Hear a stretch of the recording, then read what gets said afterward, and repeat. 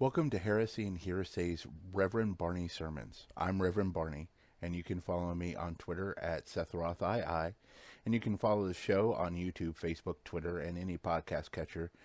Just look for Heresy and Hearsay. Please like, share, subscribe, and follow.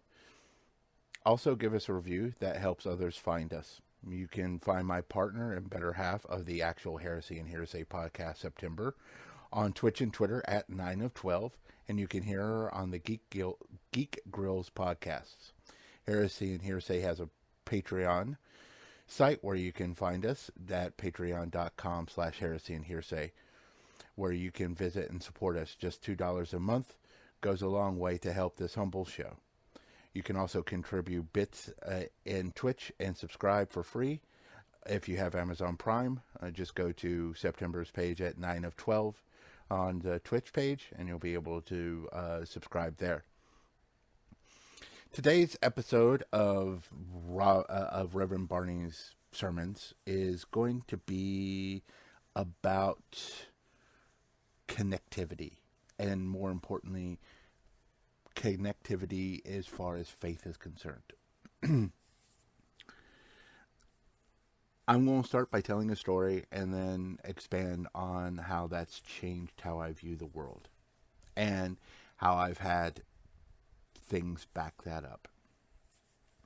Me and a friend of mine were driving somewhere. I forget where we were at or why I was even in their car. Normally I'm a bit of a control freak when it comes to driving and prefer to drive myself even if I'm extremely exhausted. But for some reason they were driving and we were discussing faith. And my friend is a pagan, and so we were talking about our different faiths, and I had studied witchcraft, not to become a witch, but I was fascinated by it, and I had studied it, and I was asking questions, and we were going back and forth. And this individual, I'm not naming their name because they may not want to be associated, and I understand that, but this individual gave me an idea that churned into my philosophy and comes to faith. She was explaining how she kind of sees faith as a spokes on a wheel. That however we worship the divine, whatever the divine is, that however we worship that divine, that it is all connected and spokes in a wheel, that we're all interconnected in that form. And I got to thinking about it, and I was like, my faith is Christian faith is pretty steadfast. This is our faith, and most faiths are that way, where it's pretty much, this is the only way to find yourself. Not all, and I'll be the first to admit that as well. Not all faiths are that way, but a large majority of the major religions are that way. So with that being said, I started thinking about it. I am also a huge fan of Carl Sagan. I grew up watching the original Cosmos, and then when they re-released it, I watched it again with the added videos from Ted Turner speaking to Carl Sagan. And Carl Sagan was not someone who was a person of faith. He was very scientific, and he believed in the scientific method, and he believed, however, he did state that if there was proof of a divine, then he would believe in that divine. So I can understand where he was coming from. But the reason I bring up Carl Sagan is because of the fact that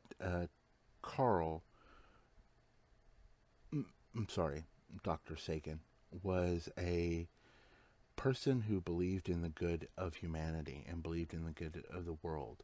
But he also expanded my mind into the great cosmos and the mysteries of the cosmos and how mysterious the cosmos was. And I started thinking about God, the divine. God is outside the cosmos, and we know so little of the cosmos and so little of the universe around us, how it was made, We have theories, but there is no proof. We have facts, but it only asks more questions.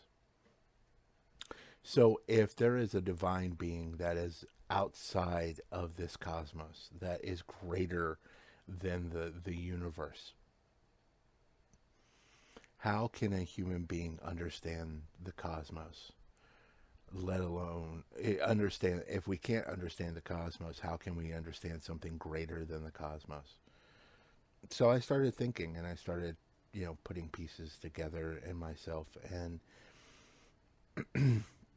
I came to the belief that we worship the divine in ways that helps us connect, that makes it to where we connect and where we're able to connect in that cosmos. And by connecting into that cosmos, by connecting into what we see as the divine, we are splintered because our understanding of so much of the divine or so much of the universe is so limited, and we are limited by that knowledge that we can only take glimpses of that cosmic being, of that divine being, because it is so huge, and we don't understand concepts, not completely understand concepts of universality, of immortality, of omnipresent and omnipresent. These are things that we don't completely understand and completely see. We have an idea, we know what those words mean as far as the definitions, but we can't conceive of that concept in a grand scheme. The average lifespan of a human being is 80 years. And in 80 years, you learn so little of what is out there. There is so much knowledge and so much understanding that an average human being does not gather. Even an active human being who studies constantly does not understand everything that is going on in the universe or on in the world. Or just take a subject, take politics, or take religion. There are so much facets of those subjects that it is impossible to know everything in the lifetime that we have given.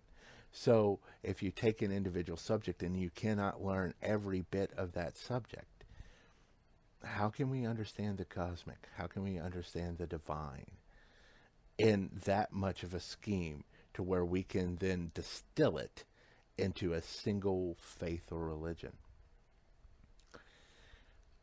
So I tend to believe in the spoken the will theory, that we as a humanity worship a divine, but it all is interconnected. Now, I did state that there were other things that were going to be connective to that, but I wanted to stress that point first. The reason I wanted to stress that point is because there are people who struggle with, faith and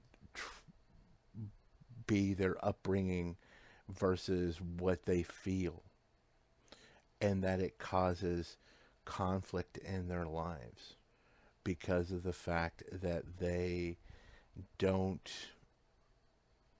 can't reconcile the two. They've been raised in a certain belief system, and it scares them to step away or to find their own path. I'm going to be speaking about Lewis a couple of times, but one of the things that Lewis talked about in his Mere Christianity was that the book Mere Christianity was not so much a religion or a dogma as it was explaining the grand schemes of the Christian dogma. And if it helps someone come into the Christian faith, that it was only a beginning. Basically, you were brought into the waiting room or the foyer, and that you had to find your own path. You had to try out the doors, and maybe this parlor is a great fit for you, or this library is a great fit for you, using, different denominations. But that you have to find your own way of worshiping, and that you feel the most comfortable, and that fits you, and and brings you closer to your divine. Because he made it clear, it's not so much what it looks like, or how pretty it is. It's how you connect to the divine with that dogma, or with that part of Christianity. I tend to see world religions the same way. That it brings you into the doorway if you find that you have a connection to the divine, and that you want to worship the divine. That each door will lead you into a certain place, that you will find your space, and you will find where you connect the best. I understand. Now, please understand that this is not going to be helpful for those who are atheists. That you, as an atheist, do not believe in a divine, that you don't believe in a divine, and that you are not feeling you need a connection to the divine. But that on the same thing, this kind of is a point, is because it validates that you don't have to believe in a divine. There's a line from a Stephen King book. It's The Stand. It's like his 4th or 5th book that was published of his, and it's one of my favorites, and a lot of King fans' favorites. And there's a character called Nick Andros in there. And Nick is an atheist. He does not believe in God. And he meets up with Mother Abigail. And you have to understand that there's all of this stuff going on around Nick. It's the apocalypse. It's the end of the world. And him and Mother Abigail are having a discussion. And Nick says that he doesn't believe in God, and Mother Abigail says to him, "That's okay, honey. He believes in you." I don't want to sound dismissive to those who are atheists. You have a right to feel the way you feel, and you believe the way you feel. That there is no God, there is no afterlife, there is none of that. That is fine. You can believe that. I do not believe that. I believe that there is an afterlife, that there is a place for good people and a place for bad people in the afterlife. That there is cosmic justice and cosmic punishment. And I believe that those who don't believe are still believed about. That the divine does care about you, and does believe in you, even if you don't believe in them. I am not going to try to push my religion on you, and I'm not going to try to push my faith on you. And I'm not going to say I'm going to pray for you to try to make you change your ways. And the only thing I've ever asked of anybody is that I will respect you, and you will respect me and my beliefs. And I do respect your beliefs. Because I don't know for sure. I could be completely delusional and be completely wrong. It's a possibility. I don't know. My faith tells me otherwise. My feelings tell me otherwise. And that's fine. Your feelings tell you there isn't. And that's also fine.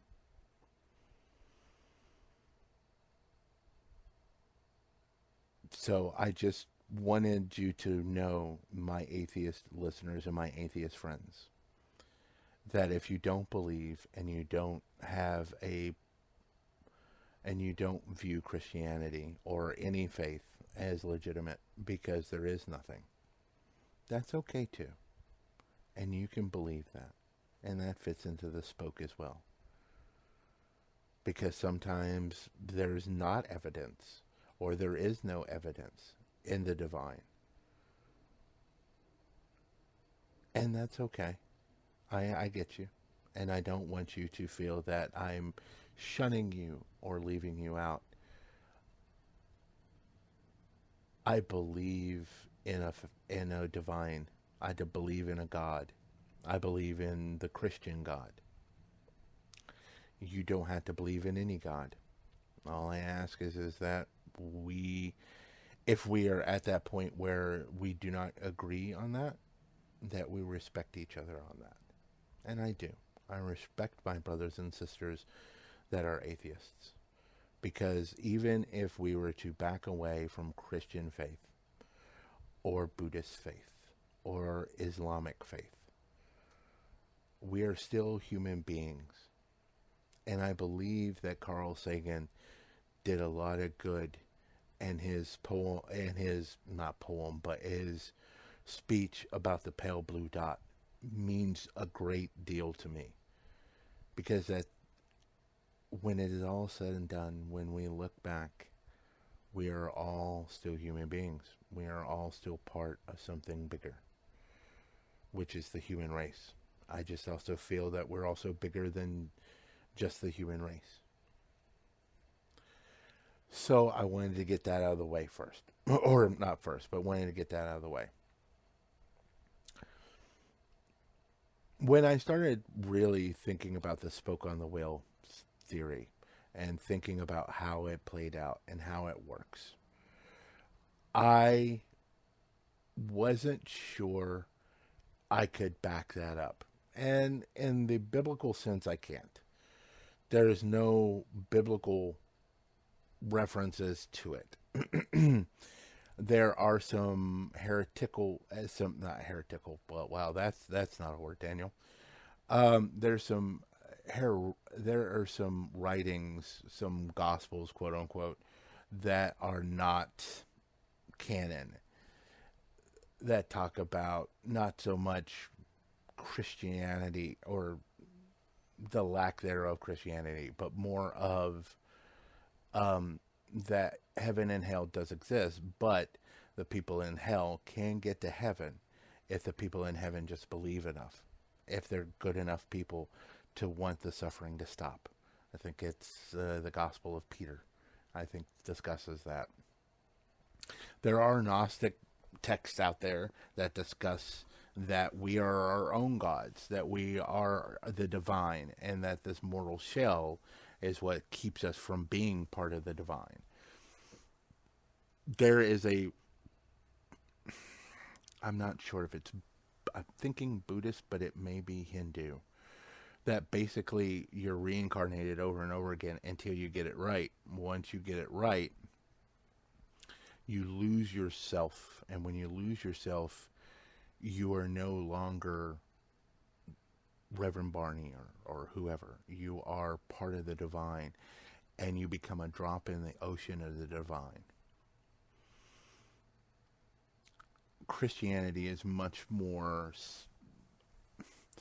individualist focused, meaning that you still keep your individuality, but that you're still connected to the divine and still praise the divine and still are wholly, fully created because of the divine once you get and reach heaven. There are other faiths that handle the divine in many ways, but at the end of it all, there is an afterlife. There is a connection. C.S. Lewis, I know I'm talking about Lewis again, but C.S. Lewis talked about this a bit in one of his books, his children's books, in fact. It was The Last Battle. It's chapter 15. It is called Further Up, Further In. And to set the story, oh, and spoilers for those who haven't read it, Narnia is destroyed, and the end of the world has come. And they're kind of in this heaven place after Narnia has been destroyed. All except for Susan. That's another kettle of fish. But they are in heaven, and they're walking through the kings and queens of Narnia from present and past. And they come up to this individual who is a Talmarine. And Talmarines were first discussed in A Boy and His Horse, and is basically the Middle East. And this was done in the 40s and 50s, so it was not exactly depicted well. So yeah, there is some issues with that, and I understand. But there's this Tamarine soldier there who was basically thrown into this doorway that ended up being this magical doorway into the heaven area. And he had a conversation with Aslan, who is the Christ figure of this world. And he is there, and he is discussing, why is he there? He asks, why is he there? He expected to be killed. And Aslan basically, Aslan says, basically the stuff that you've done through me, I take, and the stuff that you do through, the stuff that's done, the stuff that is done through Tash, which is the antithesis god to Aslan, is done to me through me, and the stuff that is done through Tash through me is done through Tash. And he's like, so you're one the same? And Aslan says, no. What I'm saying is this, is that all that is done in the good and righteousness of whatever God comes to me. And if you do good and righteous things through an evil God, they are still good and righteous things. And he cannot take good and righteous things, whereas I can. And I cannot take vile and evil things, whereas he can. It's devil kind of situation, but in a God situation. So basically what he's saying is, all the good works that you do through whatever God comes to me. And whatever vile things that you do, even if it's in my name, goes to this evil God. So this kind of solidified that spokes in the will thing. If you are a Wiccan and you are doing witchcraft and you're pulling Mother Earth and Father Sky, or if you're a pagan and you are calling on the Greek pantheon, or you're calling on Native American gods, or if you're calling on the Jewish God, and you are doing good things, because I'm not saying any of these are bad people, okay, or bad faith. But if you're doing good, or if you're a human, or if you're just, a human doing good, that those works are brought to the divine, the goodness of the world, the goodness of the universe, the divine, my God, in the Christian faith. And any vile, evil things that you do in a good God's name, whether it be God, Christ, Allah, are not brought to the goodness and the divine, but are brought to its polar opposite. So all these hateful things that are done in the name of Christ, or all these hateful and evil things that are done in the name of Allah, or in Vishnu, I just pulled that name out, but or in the name of Athena, are not given to those gods, is not given to the cosmic overall divine. It is given to the evil counterpart of the cosmic divine. And I do believe that when we get to the afterlife, we will see God in the way that we want them to be representative, because it's our understanding that we will still have the same understanding. We are still human by nature, and even our souls are human by nature. And we are connected in that form. So we will still, so if you worship Athena, or if you worship Mother Earth, that's how you will see God when you get into the afterlife. The second thing that just pretty much cemented it for me is while studying for my degree is everyone at this particular college I went to go to has to take a couple of religious courses. It's just a requirement. It's a religious college, private college. It's a requirement. And I was being taught, and purgatory came up. Purgatory is not in the Bible, but the Catholics do believe in it strongly. And this individual basically spoke about the fact that the Catholic Church, or at least his interpretation, that the Catholic Church basically believes that you can be a Jewish person or you can be a person of Islamic belief. And if you do good works and if you do good things, that you will go to purgatory. At which point then you'll be able to get to heaven after you work off whatever labors purgatory has for you. So that there is an actual connection, that there is a, even a major Christian faith believes that there is though a stair step, but they also believe that everyone ends up in purgatory for a little while, that no one is good enough to get straight onto the escalator, that you have to first wait in the lobby for a little bit. That's how he basically put it, and it made more sense in the brain sense, but I'm just not. Anyways, that's my preference. To my Christian faith is like there's not a purgatory, but that for those who believe in a purgatory, that there is a stair step for even individuals who don't believe. I tend to choose to believe that God is the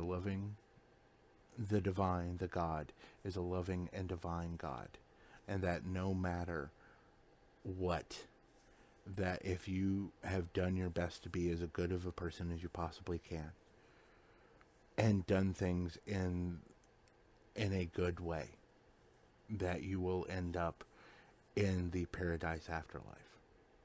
And that if you've done things vile and in a bad way, that you will not, that there is a cosmic punishment. That there has to be a balancing of the scales, that if you have a cosmic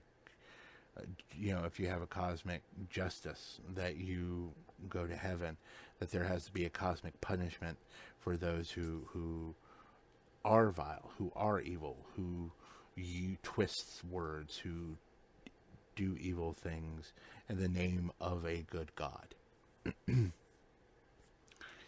And for that, I understand and believe to my soul. I am still Christian, and I want you to come to my side, just because, we occasionally give out wafers and wine, or crackers and grape juice, something to that effect. We don't have milk and cookies.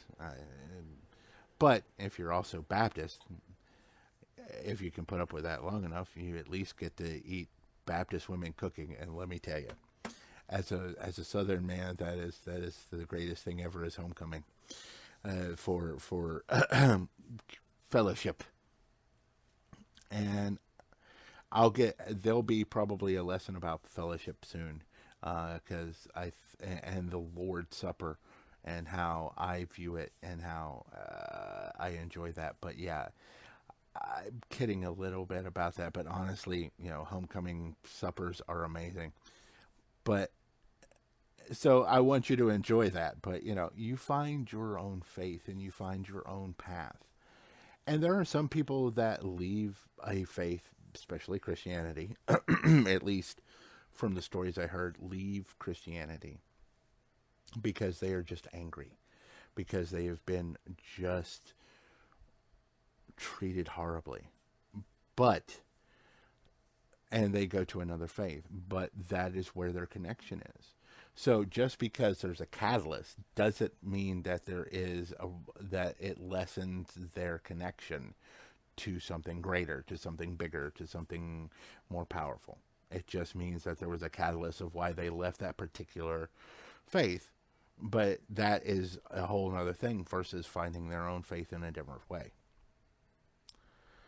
So I wanted to bring that up because there are people that ask me how I can be so tolerant or why I am tolerant when so many of my Christian brothers and sisters aren't so tolerant, to put it mildly. And I put it this way: I don't know everything. I've read the Bible several times and parts of it over and over. I've been to Sunday schools and I've been to Christian colleges and I have been to, and I have studied different religions, some more intensely than others. And I have believed in a lot of different things or seen a lot of different things that have strengthened my faith. And I believe that we are all connected by this divine, and we are all connected by our humanity. And that we are good people for the most part. And that there is evil and vileness out there in the world. And it seems to happen every day that you see it. The one thing that we should not have this kind of vile and vitriol is people connecting with the cosmic, with connecting with the divine. And if someone's connection to the divine is worshiping the Greek pantheon, or worshiping the Jewish faith, or worshiping the Hindu faith, or whatever, if it brings them comfort and it brings them a connection and it makes them feel more a part of the human race, then that's what's really important. That's what really matters. Nothing else about that matters.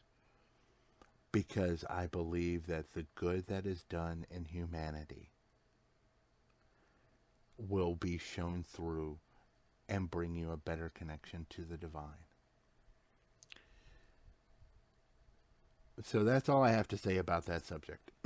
So let me do a bit of house cleaning real quick before I say goodnight on this one. So on November 19th, next Tuesday or next Wednesday, whenever me and September can get to record, which I hope she's feeling better and will be able to, we will discuss unions. I'm going to put on the back burner until Christmas, around Christmas, the good omens for now. I know I keep promising it and we haven't done it yet, and I'm sorry. But I want to, while we still have things going on about unions, I do want to talk about unions. On the 26th, which is the week of Thanksgiving, we're going to do a Thanksgiving thing where we'll talk about what we're thankful for, what we're hopeful for, things of that nature. It'll be a smaller, quieter one again. On the 3rd, we'll talk about the environment and everything that's happened in the environment. So we'll be talking about that on the 3rd of December. So that'll give you 3 weeks to kind of know what's going on.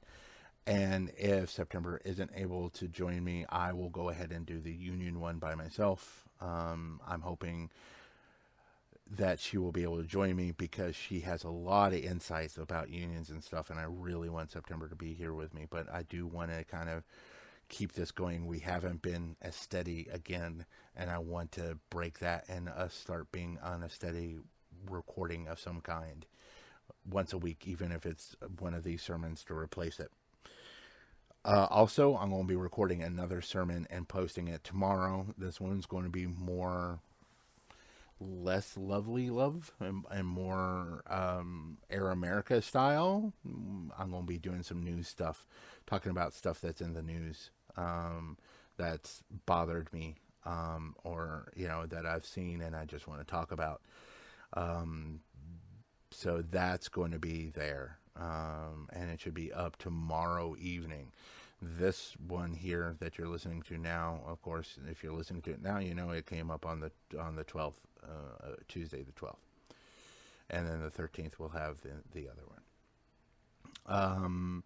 So that's what we're going to be doing. That's what I'm hoping that we can get done. And like I said, you know what? Let's just shoot for the 17th for the Good Omens. We'll just get it done on the 17th and be done with it on the 17th. I am not sure we will do a show on the week of Christmas or the week of New Year's. We may do a couple of double recordings, and where we just do voice recordings, or I may do some recordings and post them up during that time frame.